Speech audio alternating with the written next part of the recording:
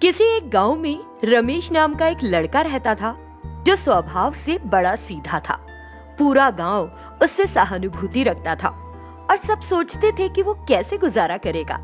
लेकिन रमेश को पूरा विश्वास था कि वो बहुत बुद्धिमान है और उसने अपने माता पिता से कहा कि वो कोंडापुर नाम की जगह पर कुछ काम करने जाएगा।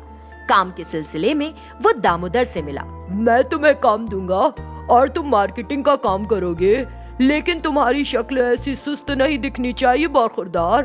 पहले एक सलून में जाओ, अपना फेशियल करवा के एक चमकते चेहरे के साथ वापस आना मेरे पास। ठीक है सर, मैं अपना हुलिया सही करवाता हूँ। इतना कहकर उसने दामोदर से छुट्टी ली और सलून की दुकान की तलाश में शहर में निकल गया। दूसरी ओर उसी शहर में शारदा और उसके पति रामराजू रहते थे, जो एक मध्यम परिवार से थे और उनकी दो बेटियां किन्नेरा और सौम्या थीं। वे दोनों इंटरमीडिएट तक पढ़ी थीं और अपने माता पिता की मदद करने के इरादे से उन्होंने एक ब्यूटी पार्लर शुरू किया था। क्योंकि उनके क्षेत्र में और भी बेहतर ब्यूटी पार्लर्स थे, वे बस मच्छर मारकर अपना समय काट रही थीं। एक दिन किचन में उनकी माँ सब्जी काटने में व्यस्त थी। दोनों बहनें अपनी माँ के पास आईं और उसे इम्प्रेस करने की कोशिश करने लगी। माँ, आपको हीरे का हार या सोने की चिड़ियों की एक जोड़ी चाहिए क्या? या आपको एक स्मूथ रनिंग स्विफ्ट कार या एक स्टाइलिश स्क्विड चाहिए? आपको बंगले में रहना पसंद है या एक अपार्टमेंट में रहना पसंद चाहेंगी? क्या बात है, तुम दोनों जरा पॉइंट पर आओगी। माँ, मुझे लगता है कि आप हिसाब लगाने में बड़ी तेज हैं। सिर्फ तेज नहीं, मैं सबसे तेज हूँ, समझी? मैं तुम्हारी बेटी हूँ और मुझे इसके बारे में पता है, लेकिन सौम्या को तुम्हारा टैलेंट नहीं पता माँ। हाँ, मुझे ऐसा नहीं लगता। मेरे लिए पापा सबसे तेज और सबसे अच्छे हैं। नहीं, माँ सबसे अच्छी है। चलो देखते हैं। माँ, तुम्हारे खाते में 50,000 रुपए हैं और तुम मुझे 15,000 दे रही हो, तो तुम्हारे पास कितने बचे? 35,000। उसने तुरंत जवाब बताया। ये देखकर दोनों बहनों को बड़ी खुशी हुई और उन्होंने ताली बजाई। शारदा को भी ऐसा उन्हें करते देख बड़ा अच्छा लगा। माँ, तो लाओ मुझे वो 15,000 दे दो, जैसा तुमने अभी अभी कहा। मैंने तुमसे कब कहा? मैंने अब तक पैसे के बारे में कोई बात ही नहीं की। अरे माँ, तुमने कहा था कि तुम दे दोगी और तुमने हमें एटीएम कार्ड भी दे दिया था, तो सब जल्दी से पिन नंबर। शारदा को कुछ याद आया। आज पहली तारीख है क्या? हाँ। ये सुनते ही वो दोनों वहाँ से खिसक गई। 10 मिनट के बाद वे दोनों कपड़े बदलकर दुकान पर जाने के लिए हॉल में आई और उन्होंने देखा कि उनकी माँ उनकी प्रतीक्षा कर रही है। थोड़ी देर यूं ही खड़े रहने के बाद किन्नेरा, माँ, हम दोनों पार्लर के लिए निकल रही हैं। मैंने तुम दोनों के लिए फ्लास्क में गर्मा गर्म बूस्ट तैयार करके रखा है, लेकर आऊं?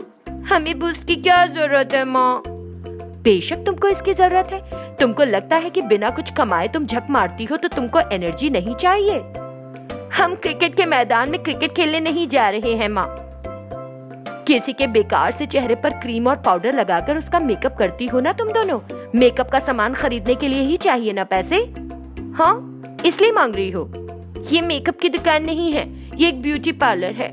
इस बूस्ट को हम पिए, उससे अच्छा होगा कि आप ही पी लो। सारा दिन घर का काम करते हुए आप थक जाती हो। मेरा तुमसे ये कहना है कि अब तुम दोनों इस ब्यूटी पार्लर को बंद करो और तुम्हारे पापा जो कमाते हैं उसी में संतोष करना सीखो, समझी? मजाक उड़ा रही हो? मजाक नहीं उड़ा रही हूँ, सही बात समझाने की कोशिश कर रही हूँ। ये तो ब्यूटी पार्लर की मेरी बेटियों के लिए मेरा प्यार बोल रहा है। ब्यूटी पार्लर का किराया, बिजली का बिल, केबल का बिल, ये बिल, वो भी तुम्हारे पापा को बताए बिना भरना, मुझे ये बहुत मुश्किल लग रहा है। बस इस 1 महीने और रुक जाओ।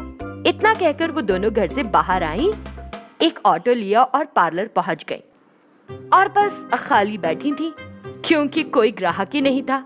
और इसी समय रमेश एक ब्यूटी पार्लर की तलाश में जा रहा था, तो उसको उन बहनों का ब्यूटी पार्लर दिखाई दे गया और उसकी बाँछें खिल गईं। ये एक सलून हो सकता है, ये सोचकर वो अंदर चला गया। वहाँ किन्नेरा और सौम्या मच्छर मार रही थी और उन्हें गिन भी रही थी। कितने मच्छर मार लिए अब तक? मैंने तो 10 मार लिए ही होंगे। तुम अपनी बताओ ना। रमेश तब तक अंदर आकर एक सीट पर बैठ गया।